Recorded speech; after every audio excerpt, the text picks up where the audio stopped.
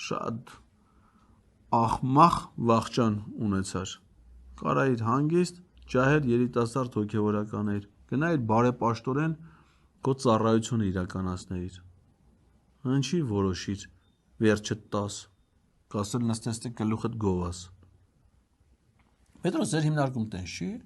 Ասենք հիմա այս հանրային հեռուստաընկերությունը, որը դի ինչ ուզի կանի, հա։ Այդ հեռուստաընկերությունը տնօրեն չունի, ղեկավար չունի,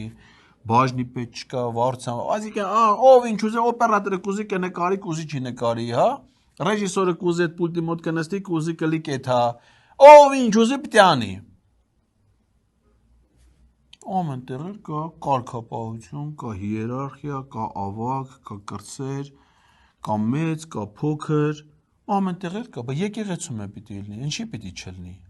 Չէ, պիտի բանը, 2 տարին հենց ասում է, արդեն վերջ, ռոգոտնոստը անցավ, պիտի ինչ ուզեն անեն։